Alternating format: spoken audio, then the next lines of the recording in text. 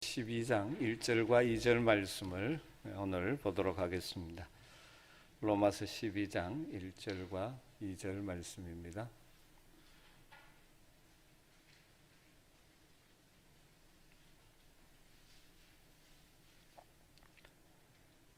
로마서 12장 1절 2절 같이 한 목소리로 말씀을 읽으십시다.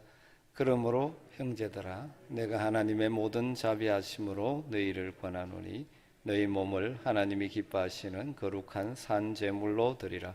이는 너희가 드릴 영적 예배니라. 너희는 이 세대를 본받지 말고 오직 마음을 새롭게 함으로 변화를 받아 하나님의 선하시고 기뻐하시고 온전하신 뜻이 무엇인지 분별하도록 하라. 아멘. 우리 모두는 하나님의 사랑과 은혜로 하나님의 자녀들이 되었습니다. 그리고 때를 따라 도우시는 하나님의 은혜를 덧입고 지금 여기까지 우리가 이른 줄로 믿습니다.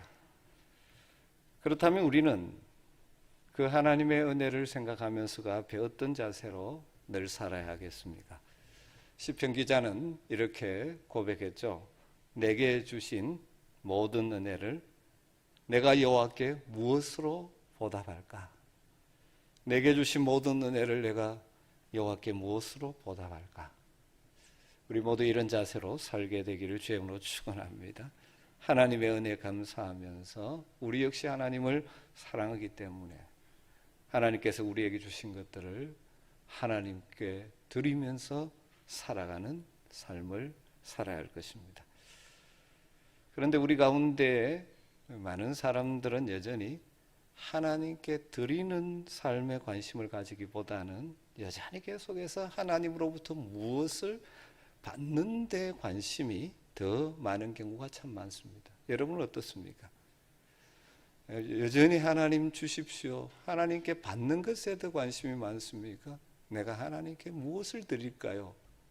이것을 비교한다면 어느 쪽입니까? 어쩌면 믿음이 점점 성숙해지면 성숙해질수록 내가 하나님께 어떻게 드리며 살까를 고민하는 것이 더 깊어질 것입니다. 물론 일상 속에 우리의 여러 가지 필요들이 있고 연약함이 있기 때문에 하나님의 채워주심을 늘 구하며 살지만 우리의 삶이 거기에만 머물지 않고 어떻게 하면 하나님께 드릴까를 고민하며 살아가는 그런 성숙한 성도들로 우리가 점점 자라갔으면 좋겠습니다. 예를 들면 하나님께서 우리를 기쁘게 해주시기를 바라지 않습니까? 하나님 주시는 기쁨을 누리기를 원하는데 그렇다면 우리는 어떻게 하면 하나님 아버지를 기쁘게 해드릴까에 대한 관심을 가지고 살았으면 좋겠습니다. 하나님께서 우리의 삶에서 우리를 높여주시기를 바라기 앞서서 우리가 하나님을 높여드리는 어떻게 하면 하나님을 영화롭게 하며 살 것인가를 더 생각하면 좋을 것 같습니다. 오늘 우리가 너무나 잘 아는 말씀을 앞에 두고 있습니다. 로마서 전반부에서 믿음으로 구원 얻은 하나님의 백성이 되었다는 그 구원의 진리를 길게 설명했던 바울 사도가 12장에 오면서 구원 얻은 하나님의 백성으로서 어떻게 살아가야 하느냐 그 삶을 이야기하면서 첫 번째로 던지는 메시지가 바로 이것이죠. 그러므로 형제들아 내가 하나님의 모든 자비하심으로 너희를 권하노니 너희 몸을 하나님이 기뻐하시는 산 제물로 드리라. 이는 너희가 드릴 영적 예배니라. 우리가 하나님의 은혜로 하나님의 의를 선물로 받아서 믿음으로 구원받은 성도가 되었다는 사실을 아주 길게 설명한 이후에 이 하나님의 풍성한 자비로 말미암아 구원 얻은 성도들이 어떻게 살아가야 하는지에 대해서 말씀하면서 우리 자신이 하나님께 우리의 몸을 산제물로 드리는 삶을 살라고 우리에게 오늘 요청하고 있습니다. 너희 몸을 하나님이 기뻐하시는 거룩한 산제물로 드리라. 구약의 성도들은 짐승을 잡아서 죽은 제물을 하나님께 드렸습니다. 그런데 신약의 성도인 우리들은 우리의 몸을 산제물로 하나님께 드리며 살아야 한다는 것이죠. 우리의 몸을 산제물로 드린다는 것은 무슨 의미입니까? 우리의 삶을 통하여 우리의 살아가는 모든 삶의 영역을 통하여 하나님을 예배하며 사는 것을 말하고 있죠. 그런데 우리의 몸을 산제물로 하나님께 드리되 하나님이 기뻐하시는 산제물이 되어야 된다. 그렇게 말씀하시고 또 거룩한 산제물이 되어야 한다. 여러분, 구약에 하나님께 드려지는 제물은 흠이 없어야 되죠. 그러니까 우리가 하나님 앞에 거룩한 산제물이 되어야 한다는 것입니다. 할 수 있으면 우리의 몸과 우리의 지체가 하는 모든 일들을 통하여 우리가 하는 이 모든 우리가 살아가는 삶이 의의 도구로 하나님께 쓰임받을 수 있도록, 그래서 구별되는 하나님이 기뻐 받으시는 산제물이 되어야 한다는 것이죠. 이것이 우리가 드리는 영적 예배라고 말씀하고 있습니다. 구약의 성도들은 레위기에 기록된 절차와 의식을 따라서 어쩌면 기계적이고 반복적인 제사를 하나님께 올려드렸습니다. 그러나 우리는 그렇게 할 필요가 없죠. 우리 주 예수 그리스도께서 단번에 우리를 위하여 자기 자신을 속죄 제물로 드려주셨기 때문입니다. 이제는 우리의 몸은 하나님의 영이 가는 성전입니다. 그리고 우리 자신은 왕같은 제사장들입니다. 그래서 더 이상 기계적이고 의식적인 제사를 드리지는 않죠. 그러나 우리 안에 거하시는 성령과 함께함으로 우리의 삶을 통하여 하나님이 기뻐 받으시는 영적 예배자로 살아가야 한다는 것입니다. 여러분, 이 말은 주일날만 예배자가 아니라 월화수목금토 우리가 살아가는 삶 자체가 예배의 연속이 되어야 한다는 사실이죠. 그 예배는 기도, 찬송 이런 순서로 구성되는 것이 아니라 우리가 살아가는 삶, 그 모습, 그것이 하나님이 받으시는 예배가 되도록 해야 된다는 것이죠. 그러니까 우리가 무엇을 생각하는가, 우리가 하는 말이 어떤 말인가, 우리의 행동, 우리의 몸가짐, 이 전체로 드리는 예배 연속이라는 사실을 기억했으면 좋겠습니다. 우리의 삶이 예배 연속이라는 것을 기억하며 살아가면 결과적으로 우리가 먹든지 마시든지 무엇을 하든지 하나님께 영광을 돌리는, 하나님 우리에게 기대하시는 그러한 삶을 살게 되는 것이죠. 여기에 대해서 우리 모두가 누구 하나 완벽할 수는 없지만 우리의 삶이 이런 방향이어야 한다는 사실을 다시 한번 기억했으면 좋겠습니다.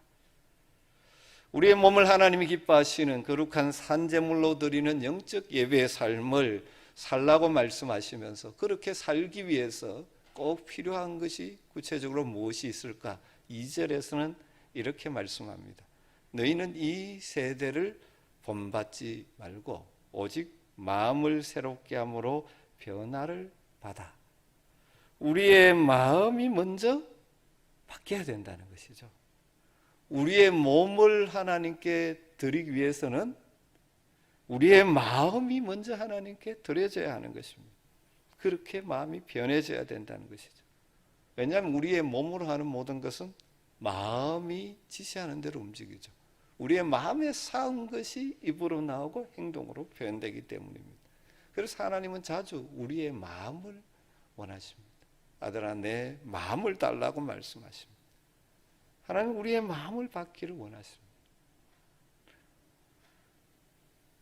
어떻게 하면 우리의 마음을 하나님께 드리는 산제물이 될 수 있을까요? 오늘 2절에 보면 먼저 소극적인 측면에서 하지 말아야 될 것이 있습니다. 뭘 하지 말라고 말씀합니까? 이 세대를 본받지 말아야 한다라고 말씀하고 있습니다. NIV 성경에는 이 세상 사람들, 하나님을 모르는 사람들의 삶의 방식에 동화되지 말라, 그렇게 번역했습니다. 하나님의 자녀들은 세상의 삶의 방식, 풍조를 따라 살아가는 자들이 아니라 세상, 여기 세상은 하나님 없는 타락한 가치관, 거기에 휩쓸려 살아가는 그 사람들의 삶, 그것과 다르게 살아야 한다는 것입니다.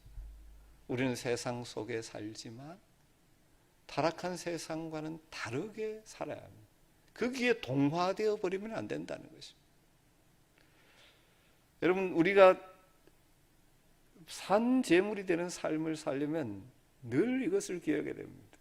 우리는 우리도 모르는 사이에 이 땅에 발붙이고 있기 때문에 이 세상의 풍조와 가치관, 삶의 방식에 동조되어 버리기가 참 쉽습니다. 여러 가지가 있겠죠.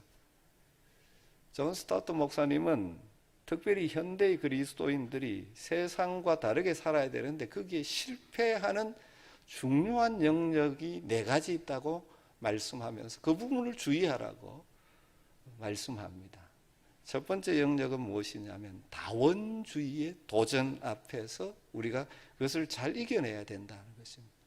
이 세상, 이 세대의 가치관 중에 오늘날 굉장히 강력한 영향으로 밀어붙이는 것이 뭐냐면 다원주의입니다. 다원주의가 뭐냐 하면 과거에는 쉽게 말하면 이론주의였습니다. 하나의 기원에서 시작된다고 사람들이 생각하고 믿었습니다.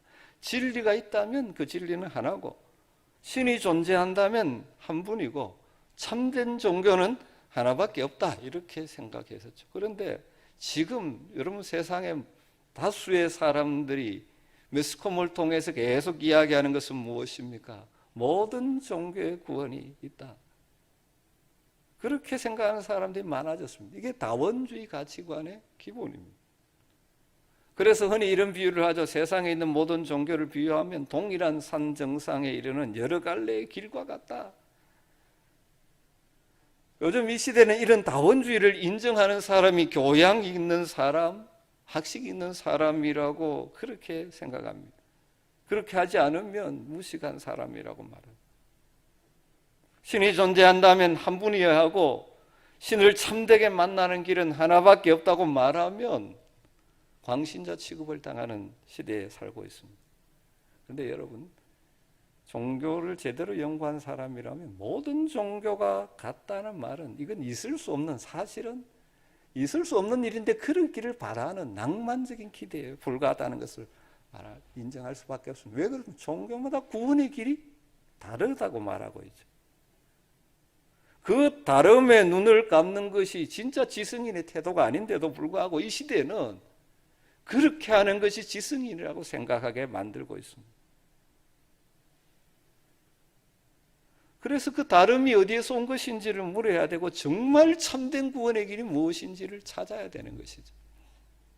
여러분, 우리는 참된 하나님, 참된 구원의 길을, 참된 진리를 알고 믿는 자들이지 않습니까? 그렇기 때문에 이런 세상 속에서 겸손함을 유지하되 우리의 진리에 대한 확신, 자신감을 가지고 살아야 합니다. 주변 사람들이 뭐라든지 우리가 믿는 진리, 이것 변할 수 없는 진리기에 확신과 자신감을 가져야 되는데 동시에 그것을 세상에 표현할 때는 겸손함으로 나가야 하는 것입니다. 사실 이 많은 교회 다니면서도 이 다원주의적인 사고방식이 세상에 깔려 있다 보니까 거기에 동조되어 버리는, 세대를 본받지 말라고 그러는데 이 세대에 동화되어 가는 안타까운 성도들이 많은 것 같습니다. 존 스타트 목사님이 안타까움으로 이야기를 합니다. 어쩌면 이 시대 가장 이 세대에 본받지 말아야 될, 주의해야 될 요소 가운데 하나가 이것이죠. 두 번째는 존 스타트 목사님은 물질주의라고 말합니다. 많은 성도들이 물질주의 도전 앞에 넘어지는 경우가 많습니다. 거기에 동조되는 것인 거죠. 잘 알다시피 성경은 돈, 물질 그 자체가 나쁜 것이라고 말하지 않습니다. 하나님께서 우리에게 선물로 주신 것입니다. 문제는 우리의 타락한 마음에 있죠. 죄로 물든 우리의 마음이 균형을 잃어버리기가 쉽습니다. 우리의 마음이 물질에 사로잡히고 거기에 종이 되어져 버리면 그것이 주인 노릇하기 시작하면서 하나님을 섬기는 영적인 삶에 심각한 파괴, 어려움을 가져다 줍니다. 사실 이 시대가 돈이면 된다는 사고방식으로 가득 차 있지 않습니까? 심지어 교회까지도 얼마나 경제적인 능력이 있느냐로 교회가 좋은 교회 아닌 교회라고 말할 시대가 되어가고 있는 너무나 안타까운 시대 속에 우리는 정신을 차려야 됩니다. 그 풍조에 끌려가면 안 되는 것입니다. 우리 주님 분명하게 말씀하셨죠. 예수님은 하나님과 돈을 겸하여 섬길 수 없다. 돈은 우리가 사용하라고 주신 것이지 그것이 이 섬김의 영역 우리 머리 위로 올라가면 안 되는 것입니다. 세상에 동화되기 쉬운 것이 왜 그렇습니까? 요즘 다 아파트 얼마 올랐다 전부 돈으로 이야기하는 시대 속에 살다 보니 자칫 주의하지 않으면 이 세대에 동조되어져 버리는, 그래서 우리의 삶이 하나님 기뻐하시는 영적 예배의 삶이 되지 못하는 것이, 하나님을 섬기는 것이 아니라 물질의 종로로 하고 있을 수가 있다는 것입니다. 존 스타트 목사님이 지적하는 세 번째, 이 세대를 본받지 말아야 될 때 현대인들이 주의해야 되고 자주 넘어지는 것이 뭐냐면 윤리적 상대주의라고 이야기를 합니다. 윤리적 상대주의라는 말입니다. 아무래도 좋다는 태도죠. 요즘 많은 사람들이 말하는 너는 네 원하는 대로 살고 나는 나대로 살게 내버려둬라. 내 인생은 내 것인데 내가 좋은 대로 살겠다. 옳고 그름을 따지지 말고 각자 좋은 대로 살자. 나와 다르다고 틀렸다고 생각하지 말라. 그렇게 가르칩니다. 여러분, 다른 것이 다 틀린 건 아닙니다. 그렇지만 틀릴 경우도 많이 있습니다. 강하게 표현하면 죽었다 깨어나도 아닌 것은 아닌 것이 있죠. 성경이 분명히 아니라고 하는 것은 아닌 것입니다. 그런데 요즘 우리 사회는 어떻습니까? 어떤 것에 대해서 틀렸다고 이야기하면 차별하고 있다고, 차별의 죄를 범하는 것이라고 매도하고 비판하는 세대 속에 우리가 살고 있습니다. 이런 세상 속에서 그리스도의 제자답게 말하고 행동하기가 참 쉽지 않은 시대에 살고 있는 것이죠.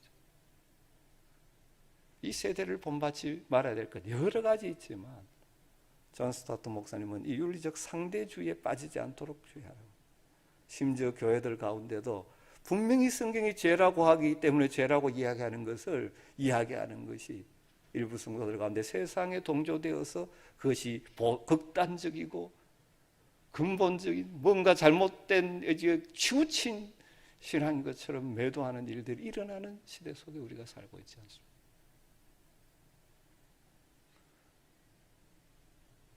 존 스타트 목사님이 지적하는 특별히 현대인들이 세상의 풍조에 동조하지 않기 위해서 주의해야 될 것 하나가 나르시시즘이라고 말합니다. 이게 뭐냐면 자아도취에 빠지. 요즘 뭡니까? 자신에 대한 무한 긍정의 풍조가 사실 이 현대인의 정신세계를 마비시키고 있습니다. 이걸 하지 말라는 건 아닌데 주의해서 좀 생각해 봐야 되는데 요즘 유행하는 것이 뭡니까? 사람들이 셀카입니다. 자기를 아름답게 찍어서 올리고 거기에 자기 만족하고 이런 이것 가운데 이 자체 전체가 나쁘다는 것이 아니라 주의하지 않으면 자기 스스로의 도취, 자기 긍정 여기에 빠지기가 쉽습니다. 자기 잘난 맛에 사는 것이죠. 요즘 이런 경향들이 점점 심해지고 있습니다. 예수님께서는 뭐라고 말씀하셨습니까? 너희가 내 제자가 되려면 자기를 부인하고 자기 십자가를 지고 나를 따르라고 말씀하셨습니다. 자아에 대한 무조건적인 긍정이 결코 답이 아닙니다. 요즘 일반 대중 심리학 사람들이 자기 긍정, 자기를 위로하라, 자기를 이렇게 자꾸 이야기합니다. 물론 그 부분도 필요하죠. 건강한 자아 정체성, 우리 그리스도인들은 예수 그리스도 안에서 가질 수가 있습니다. 그러나 정말 그리스도인다운 삶은 무엇입니까? 때로는 자기 부정이 있어야 되고 자기 희생이 있어야 제자의 길을 걸어갈 수 있는 것입니다. 존 스타트 목사님이 현대인들에게 마주하게 되는, 그리고 많이 넘어지는 이 세대의 가치관이라고 표현했습니다. 그 외에도 여러 가지가 있죠. 오늘 말씀 우리가 하나님 기뻐하시는 거룩한 산제물이 되는 삶을 살려면 이 세대를 본받지 말라고 말합니다. 여러분에게 제일 유혹이 되는 이 세상의 가치관은 무엇입니까? 하나님 백성은 그래서 하나님 모르는 사람들, 세상의 가치관과는 다르게 살아야 되는 것입니다. 세상의 풍조에 동화되어 버리는 삶을 살면 안 되는 것입니다. 그래서 늘 깨어 기도하면서 다르게 살아가는 것입니다. 그리고 적극적으로는 어떻게 하라고 말씀합니까? 2절 하반절에서 하나님의 선하시고 기뻐하시고 온전하신 뜻이 무엇인지 분별하도록 하라. 소극적으로는 이 세대를 본받지 말고 적극적으로 하나님의 뜻을 분별하면서 살아. 사실 이게 연결되어지는 거죠. 여러분, 먼저 기억해야 될 것은 우리 아버지 하나님의 뜻은 항상 선하고 기뻐하시고 온전하신 뜻이라는 사실입니다. 우리 인간의 뜻은 그렇지 않습니다. 악할 수가 있습니다. 하나님께서 기뻐하지 아니하실 수도 있죠. 아무래도 불완전하기 마련합니다. 그러기에 날마다 삶의 현장에서 무엇이 하나님의 뜻인가를 분별하기 위해서 힘써야 하는 것입니다. 지혜를 구해야 되는 것입니다. 그리고 하나님의 뜻을 깨닫게 되면 그 뜻에 내 뜻을 굴복시키는 것이에요.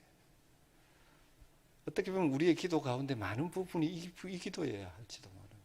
하나님께서 말씀을 통해서 분명히 뜻을 밝혔는데 이대로 내가 살기 싫은 것은 내 자아가 그때마다 어떻게 해야 됩니까? 그 뜻에 나를 굴복시키는 것입니다. 그리고 우리의 삶에 하나님의 뜻이 이루어지도록 우리의 가정에 하나님의 뜻이 이루어지도록 기도해야 됩니다. 여러분, 하나님의 뜻이 이루어지는 것이 최선의 길입니다. 그렇다면 하나님 기뻐하시고 선하시고 기뻐하시고 온전한 뜻을 분별하는 방법은 무엇입니까? 모르는 것이 아닙니다. 성경은 항상 두 가지죠. 말씀과 기도입니다. 하나님의 뜻을 분별하는 것은.